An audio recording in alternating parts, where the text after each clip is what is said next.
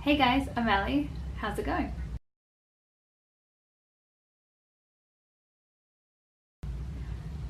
So first and foremost, this week I won't have any exploration videos up. The last 2 weekends there's been typhoons that have gone through Hong Kong. One was very, very big and one was kind of big, but because it followed the bigger one, it was a bit more threatening than I think it normally would be. So because of that, I haven't been going out and exploring and filming stuff over the weekends. Naturally, because it's been a natural disaster. And also during the week I've been a little bit hectic just with stuff going on, so I haven't had time to go out and find new places to show you guys and film. So instead I said this week is going to be a vlog week.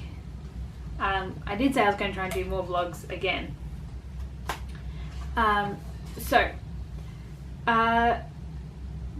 vlogs this week, there's going to be two up. One today and I'm hoping one tomorrow. They're not going to be the usual me talking about just what's on my mind.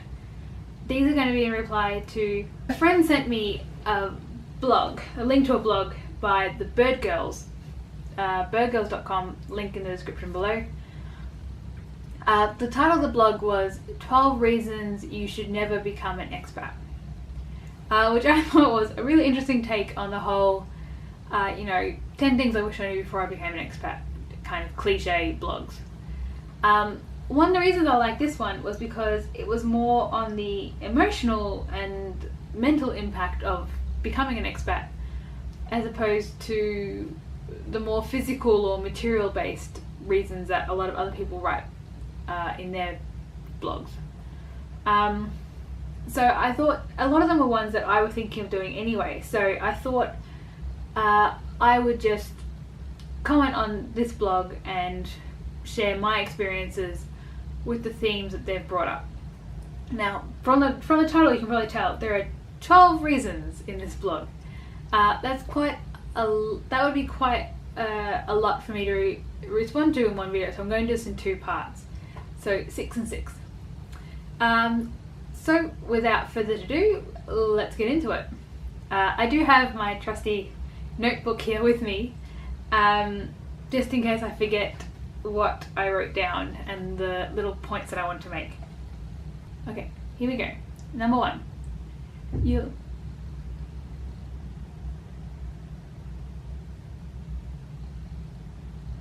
Alright, here we go. Number 1. You'll constantly have to build a new community. Yes. Hell yes. To some extent, whenever you meet people as an expat, there are some people that you will keep in contact with and there are some people you won't. There are some people that without that face-to-face contact, the constant physical presence, the two of you just drift apart naturally. That happens all throughout life. That part isn't so much an expat disadvantage as just being an adult disadvantage. But the thing that makes it an expat is that you are physically moving everywhere, so physically you have to keep rebuilding the community you built before. The blog talks about just the fact that people get really busy.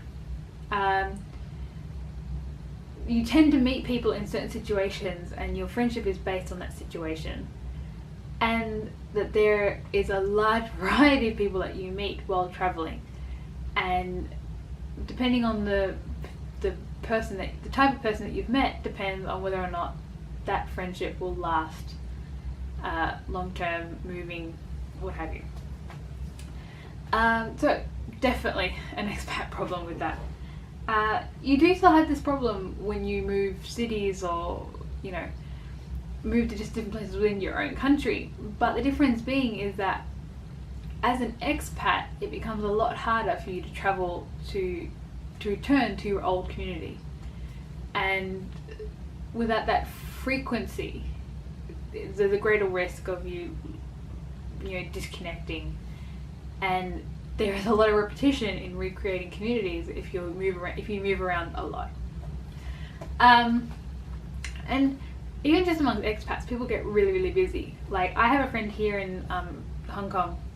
She and I met in Shanghai when we both studied Mandarin together, and she is ridiculously busy at her job now in Hong Kong. I don't know if she'd like me saying what she does,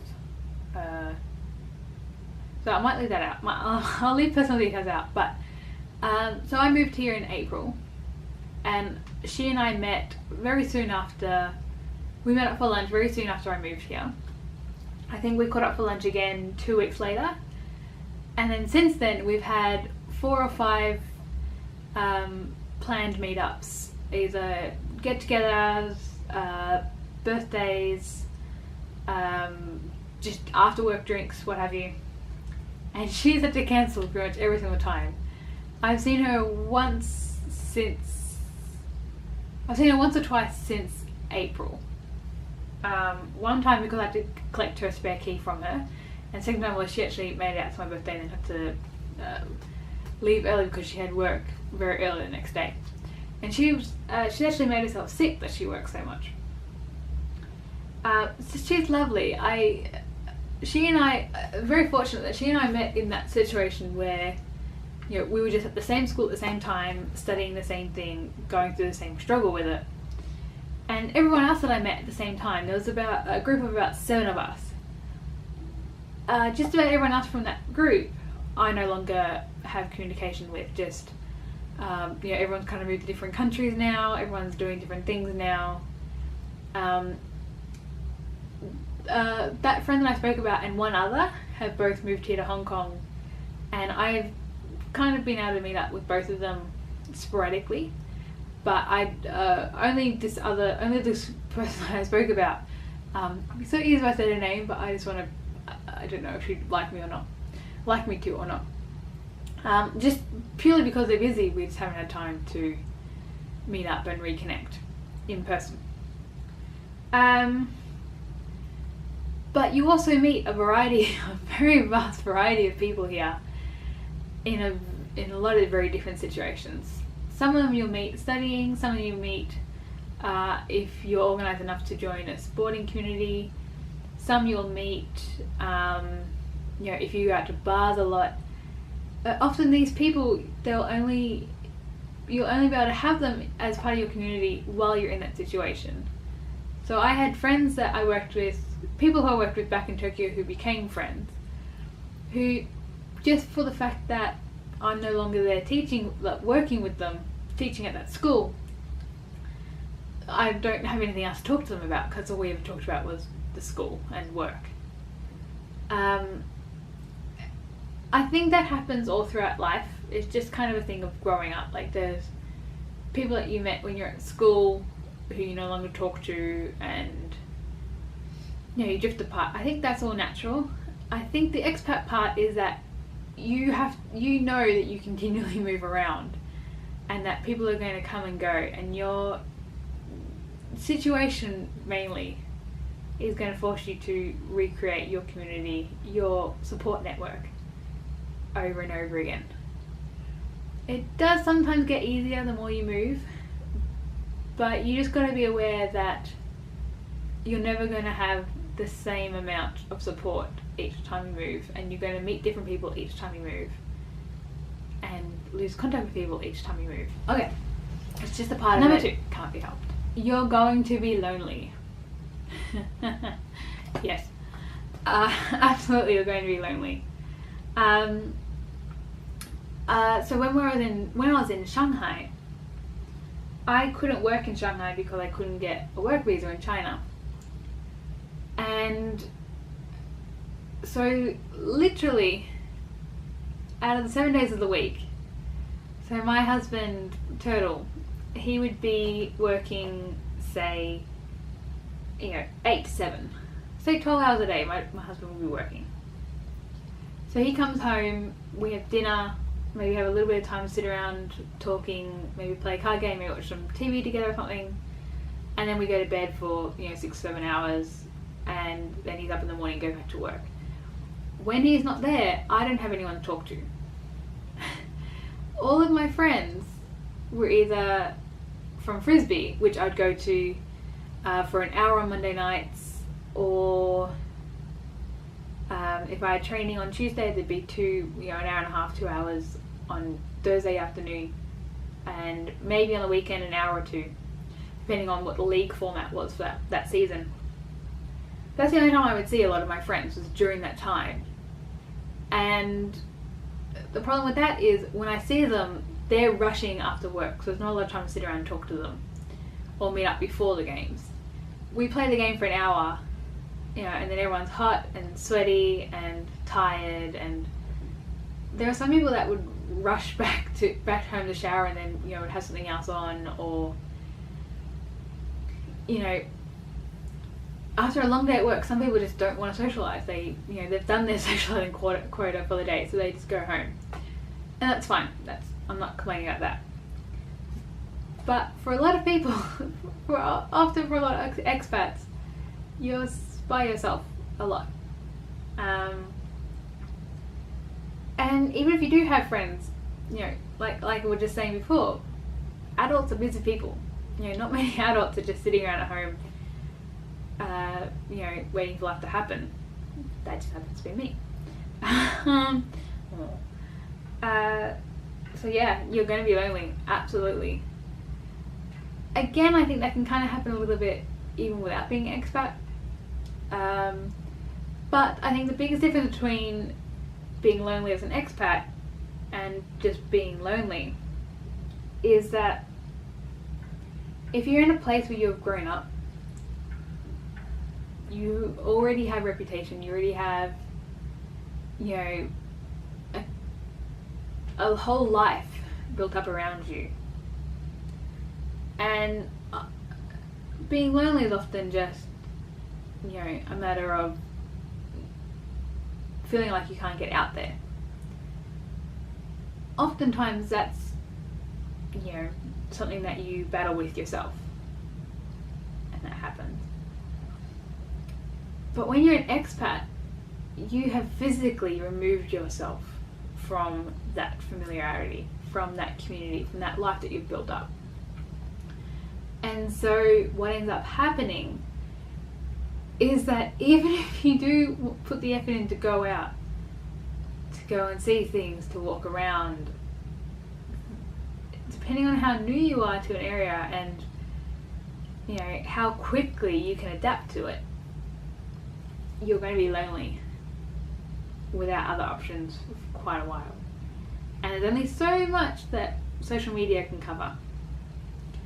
And as I've spoken about before, social media can actually make the loneliness stronger. You see all your family back home posting things and you're not there. So yeah, definitely a huge disadvantage to becoming an expat is the loneliness. Absolutely. Alright, number 3. Relationships become temporary. Definitely when you're an expat, a lot of things come with an expiry date. And this can be for a number of reasons. It could be just because you've moved somewhere for work, and so you're only going to be there for X amount of months, X amount of years. Or you've moved somewhere yourself and you've said, okay, I'm doing this for a year, I'm doing this until I'm such and such age, I'm doing this until something else happens. That's very, very common as an expat. Even if you don't have any plans as an expat and you're just kind of winging it, there's still a part of you that thinks you're going to go back home eventually, and there's still a part of you that feels like everything is temporary. Relationships is one of them, definitely. Sometimes you don't intend them to be. Like, I had friends back in Tokyo, and I was talking about this just before, and I'll talk a little bit more about it now. There's one person in particular, Koba-chan. I'm going to call her Koba-chan. I never called her Koba-chan in English to her face. I'm calling her that now. So she and I worked together. She was absolutely lovely. She's a gorgeous, gorgeous person. And on my way to work, she would send me an email saying, "What are you doing? How's the training?" And we'd have lots of inside jokes, and I can remember there was one day I came to work with my hair in a braid, and she said I looked like a Disney princess, because this is back when Frozen was the big thing. So I spent the entire day, every time I saw her, I would sing a Disney song, or be humming something Disney, or just generally annoying her with Disney for the rest of the day because she made that comment. And we had a big laugh about it and such. And yeah, I used to email her, not every day, but every other day. And just when I moved away, for a time we kept emailing each other. But eventually they just became really repetitive. But the emails pretty much just became, "Hi, I'm good. How are you? I'm living here now. It's great. You should come visit. Thanks, bye." And it sucks, but you can actually prevent this from happening with a little bit of effort. And I was talking to my friend Teddy about this recently. Well, not recently, like a month ago. So Teddy and I don't know if I've talked about this before or not. So Teddy and I have known each other since we were about 4 years old, 3 or 4 years old. We went to kindergarten together in Australia, and then did all of our schooling together after kindergarten. And even after high school, we kept in quite close contact, and we now message each other on Facebook every day. If it's not an actual conversation, it's, you know, sharing a YouTube link, you know, sending pins to each other from Pinterest, what have you. She's the one that did the artwork for this channel, actually. Thank you, Teddy. Yeah, we're still really close. We weren't necessarily, I don't think we're necessarily this close going through our schooling together, but we were very familiar with each other. And it's to the point now that we're both huge fans of Supernatural. And even though we live in different countries, we often organise streaming dates where we both watch at the same time from wherever we are, while commenting to each other on Facebook, which is really, really fun. And that's because, and her and I were speaking about this, about the fact that, you know, when we were in high school together, we had quite a large friends group that we used to share. I think there was about 12 of us used to always hang out. And she's the only one I really talk to anymore. There's 2 other girls I still kind of talk to. And both of them actually came to my wedding. And Teddy. Teddy came to my wedding as well.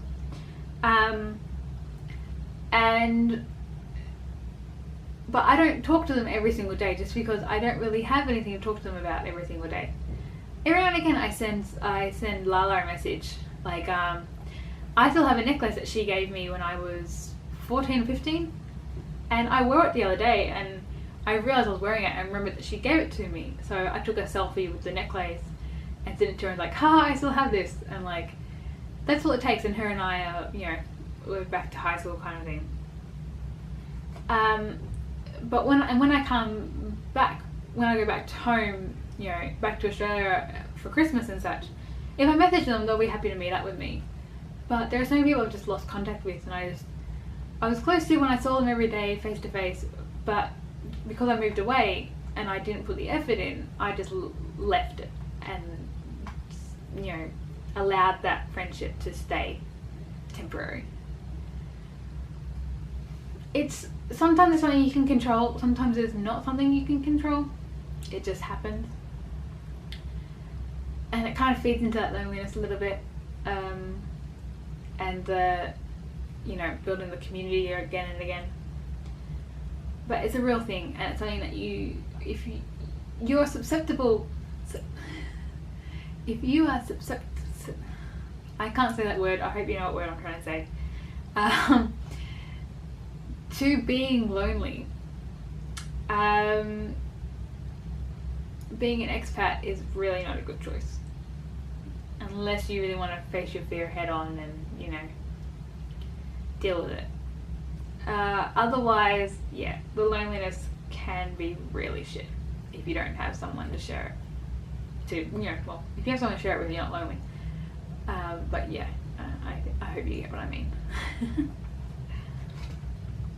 Alright, number four. People back home will move on without you. Yeah, this one's rough. This one's really rough. People will just because you leave, and the blog actually says this, I'm pretty sure, just because you leave doesn't mean time freezes. Just because you leave, people will keep living their lives. And not everyone puts everything on social media. So, case in point. So last year when I was sending out the invitations to the wedding, there was two friends, a married couple friends back home that I really wanted to come to the wedding. But I need to double check their address, so I sent them a message and said, "Hi, I've got, we're getting married next, September, and I would really love it for the two of you to come. I want to send you the invitation. Can I just double check what your address is?" And my friend actually turned around to me and he goes, do you mean the two of us? And I was like, yeah. He's like, do you not know? And I was like, what do you mean do I not know? I don't know what. So it turns out they had actually separated and were in the middle of getting a divorce. And apparently it had been happening for like a year. And because I hadn't been there, I didn't know about it because I wasn't seeing them every day anymore, and they weren't putting it on Facebook, social media, and only people close to them knew what was happening because they wanted to. They had just changed as people. They didn't have a big fight. There wasn't a big falling out or anything like that. It was just they were both changing, and their relationship just wasn't the same for them anymore. And that happens. That's fine. That's no one's fault. They were very amicable about it. They were both seeing other people, and they were both fine with seeing other people. So here I was trying to invite a divorcing couple to my wedding because I didn't know that their lives had changed. Both of them came to the wedding, and both of them brought their new partners to the wedding, and I got permission from both of them. I checked both of them first. I'm like, do you mind if he comes with his new her? Do you mind if she comes with her new him? They were both very, very happy for each other to be there, and I imagine it was a little bit awkward for them, and I do feel bad for that. But they both kept that to themselves, and if they felt that, and didn't let that impact what else was happening. But it's just one of those things that I remember going on double dates with them, and going to their house, and when they had housewarmings and barbecues, and spending time with them as a couple and knowing them as a couple. I'm pretty sure they've been married for the entire time I've known them.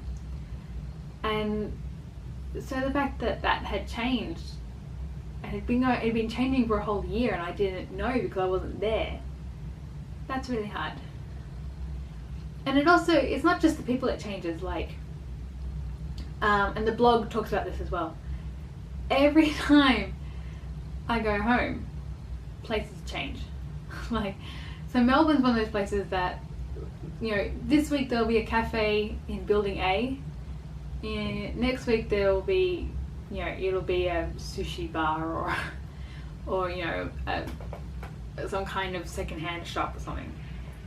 Everywhere I know in Melbourne, my favorite ice cream places, my favorite cafes, burger shops, what have you, they've all changed in some way, but be it they've closed or new management, or they're just not how I remember them.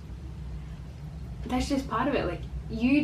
When you leave and become an expat, you change. You can't expect what you left behind to not change as well. So, and that goes for friends, families, places. That's a really sucky thing about being an expat. And it's one of those things that you don't have any control over. You can't expect it. You never prepare yourself for high school friends to have babies. You never prepare yourself for good friends to get divorced.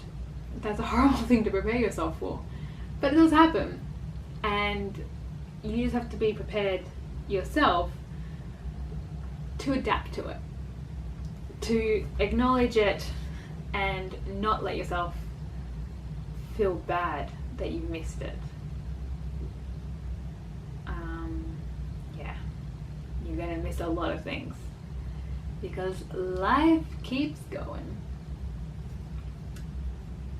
But just because you missed it when it happened doesn't mean you can't catch up. It is possible with a little bit of effort and some good coffee. You can catch up with people. So keep that in mind. Number 5 is you can't have pets or keep household plants. This one I disagree with a little bit. It's a challenge. It is definitely a challenge. A lot of places, especially here in Asia, well in Japan in particular, I found this. It was very, very hard to find places to rent that allowed pets, especially if you weren't a Japanese person. I remember a friend of mine, a girl I used to work with in Japan, she moved over with her cat, and the company that we worked for was able to help everybody else find accommodation where they were assigned, but they couldn't help her because the real estate agent they worked with didn't allow pets. And didn't have any properties that would allow pets, so she had to really struggle by herself to find somewhere that would allow her to live with her cat. Meanwhile, her cat was kept in quarantine, which is a really difficult thing. I'm not sure what eventuated from that. If she ended up, I think for a time she did live with her cat, but then she moved back to the States, and I think she just left her cat there. She took her cat back to the States before she moved back to Japan again. But I do know people who travel with pets. There's a couple of people in Shanghai I knew that had dogs. I didn't talk too much to them about it, but I do know every time they had to travel somewhere, be it for work or for little excursions or for frisbee tournaments and stuff, they would have to find someone to mind their dogs. They would have to find someone to care for the animal, or would have to pay professionals to care for and mind them. Even Turtle's parents, they have a dog, and every time they come and visit us, they've got to put the dog in like a pet hotel, and they've had problems with their dog's sprained his leg less than an hour after being at the pet hotel. Got sick because another dog at the pet hotel was sick. There's a lot of challenges involved if you're a person that travels a lot and having a pet. But it can be done. If you're willing to do it, it can be done. There's a lady I knew in Shanghai who lived in a building next door to mine. Granted, she was a vet, so she knew what she was doing, but she and her family of 4 traveled with 2 cats, and they were kind of those big, almost little dog kind of cats. But because she was a vet, she knew exactly what she needed to do whenever they had to travel with them. So the cats had their own passports, their own paperwork and everything, and she knew exactly what quarantine measures she needed to do for each of them to get them through customs. And I think every time they moved, she would take the cats back to the States and keep them at her parents' or her sister's house for a time, and then take them again instead of constantly moving them every new place. So pets, it's difficult. There's a lot of things you have to consider, but it can be done. Same with plants. The most difficult thing with plants is that you have to find somewhere to rehome them unless you want to let them die when you leave. Depending on the size of the plants, that's sometimes very easy and sometimes can be a little bit challenging. I had plants in Japan. I even had like an indoor tree, and I was able to rehome them all before we left. Here in Hong Kong, I have like a little box of herbs and a little lemon tree out in the balcony. No trouble at all. You can keep them. For most places, you can't take them with you when you move, so you do have to rehome plants. But check customs requirements first. Sometimes it's okay, but check customs first. So I disagree with that one. That's not a disadvantage to being an expat. It's just another thing that you have to prepare for. So yeah. Alright, lucky last, the 6th one. You can't hoard items. Can somebody tell Turtle this? Because Turtle is a massive hoarder. Yeah, so as the blog says, being an expat strongly encourages the minimalist lifestyle. The more things you have, the harder it is to sometimes move. And the blog also mentions that, and I fully agree with this, the items that you have in your house often make it feel like a home. I know every time I move somewhere, it doesn't feel like home until I've put photos up. Until I've covered a wall in photos. You know, and I have all the little knickknacks all over the bookcase. I don't feel like I'm home. And yeah, it's a real struggle when you're moving because you have to go through everything again and work out, okay, is it worth keeping this map, the French metro or the Paris metro? Do I need this pamphlet from when we visited the London Bridge? You accumulate so much stuff when you're traveling. Some of it's really valuable to you, sentimentally. Some things you should have thrown out a long time ago and it's just purely been gathering dust. There are some things that you find that are useful but you know are easy to rebuy, easy and cheap to rebuy when you move, so it's not really worth the cost to move it in the first place. That happens.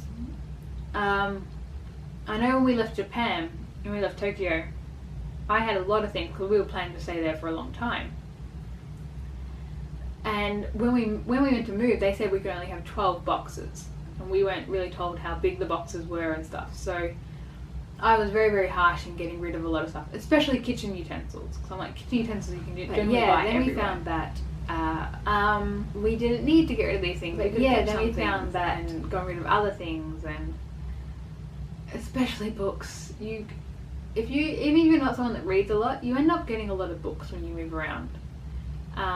Either buying them or being given them. So that's the real struggle, is especially heavy things like books.